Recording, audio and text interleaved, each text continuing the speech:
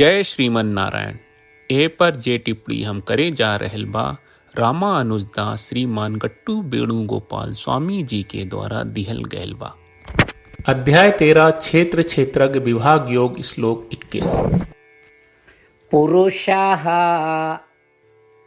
प्रकृतिस्थो हि भुङ्क्ते प्रकृतिजान् गुणान् कारणं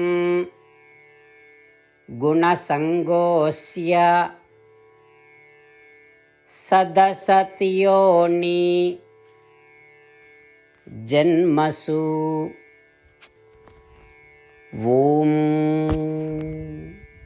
गीताचार्य श्री कृष्ण परमात्मा अर्जुन समेत हमनी के क्षेत्र क्षेत्रज्ञ विभाग योग सिखा रहल बानी। परमात्मा कहत बाड़न की अर्जुन आत्मा के स्वभाव शाश्वत आनंद में जिए के होला।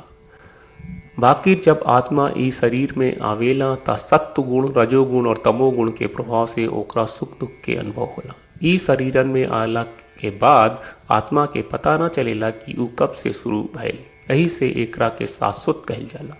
हालांकि ई पता नहीं के कि ई कब से शुरू भइल रहे, बाकी तभी आत्मा के शरीर से काहे गुजर के पड़ेला।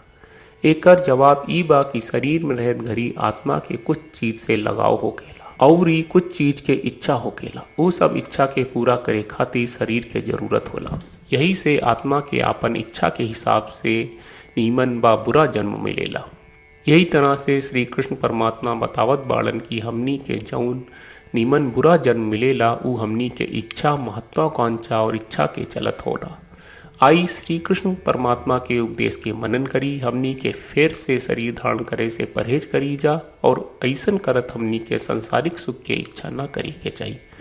श्री कृष्ण परमात्मा आ श्रीमन नारायण के समर्पण करत आपन जीवन के सार्थक बनावे की कोशिश करत घड़ी हमनी के श्री कृष्ण परमात्मा के वचन के श्लोक के रूप में दोहरावे के कोशिश करी जा।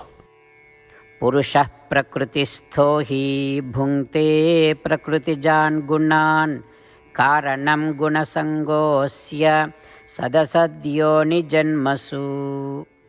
श्रीमद् भगवत गीता का पूरा सार श्री कृष्ण परमात्मा ने अध्याय 18वें के श्लोक 65 से 70 में 8 काम करे खातिर दिले बाड़े। श्री कृष्ण कहले हम ओ लोगन से प्रेम करनी जो लोग इन 8 बातन के मान तारे। हम ओ भक्तन के हर तरह से रक्षा करब। श्री कृष्ण परमात्मा के द्वारा बोलल गईल संपूर्ण भगवत गीता सुनला के बाद अर्जुन कहले करिष्ये वचनम त्वा, जेके मतलब बा कृष्ण मैं वही करब जौन आप कही। यही कारण बा श्री कृष्ण अर्जुन के हर तरह के सफलता आ विजय प्रदान करेले। आई परमात्मा के आपन व्रत देई कि हमनी के ये 8 गौ कर्म के पालन करी जा। ई वचन परमात्मा के देवे से बड़न कौनो पूजा तपस्या यज्ञ नहीं। हम 8 प्रण कहब जौन हमनी के करे के चाहिए। आप सब कृपया इन्हन के आपन दिमाग और दिल में सोची। श्री कृष्ण के आपन वचन देवे के ई तरीका में हमनी सबकी कल्पना करे के चाहिए कि श्री कृष्ण का चेहरा खुशी से चमकत बा और खुशी के एहसास करत बा। जय श्रीमन नारायण। यहाँ हमनी के 8 वादा बा। हमनी के पहला वादा, हे श्रीमन नारायण आपका निर्देश के मुताबिक हम हमेशा तोहार ध्यान करब और तोहार बारे में सोचब। हमनी के दूसर वादा, हे श्रीमन नारायण आपका सलाह का अनुसार हम हमेशा आपका भक्त रहब। हमनी के तीसर वादा, हे श्रीमन नारायण हम आपन सब काम तोहरा सेवा के रूप में और तोहरा संतुष्टि खातिर करब।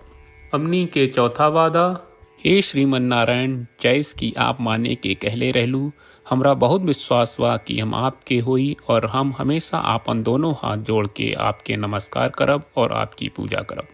हमनी के 5वां वादा, हे श्रीमन नारायण हमरा के तोरा बात माम एकम शरणम ब्रज 1866 याद कहले, जहाँ आप हमरा के आपन का अर्पित करे का कहा। श्रीमन नारायण मैं हमेशा तोहरे शरण में रहब।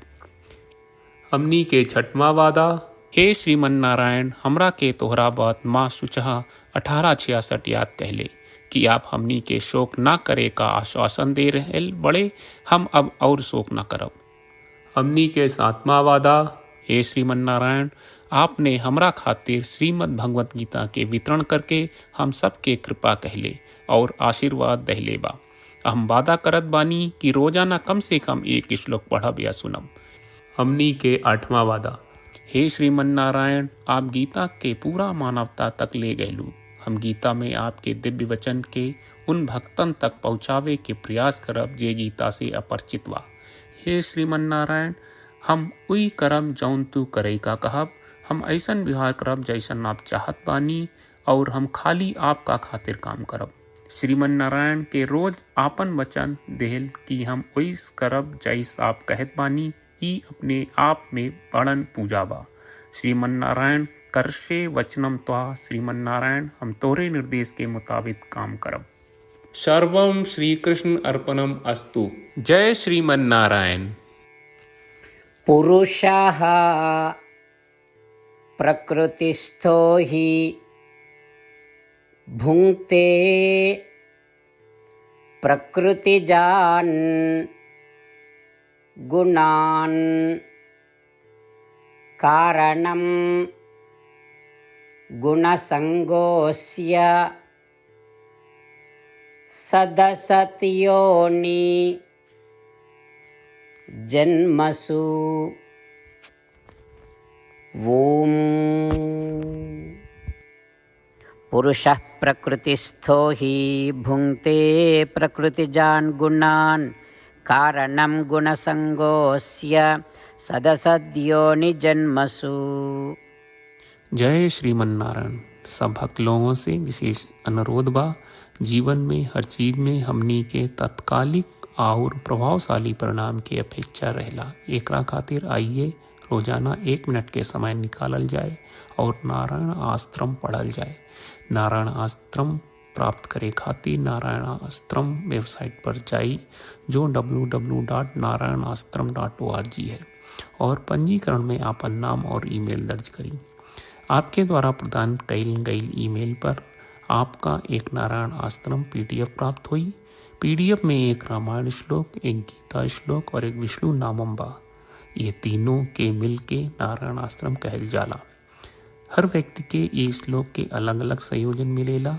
जब हर कोई 24,000 भक्तन के साथ रोजाना आपन नारायण आश्रम पढ़त आ सुनत बा, ता हर दिन संपूर्ण रामायण का 1 दौर, श्रीमद् भगवत गीता पारायण के 33 दौर और श्री विष्णु सहस्त्रनाम स्तोत्र पारायण के 24 दौर प्रतिदिन पूरा होएला। ई एक बहुत ही उल्लेखनीय और विलक्षण परिणाम बा, जौन हर एक दिन ऐसकरे से निकलेला। ई कारण बा कि आप और आपके परिवार के सदस्य तुरते जाके आपन नारायण आश्रम प्राप्त करी। जय श्रीमन नारायण।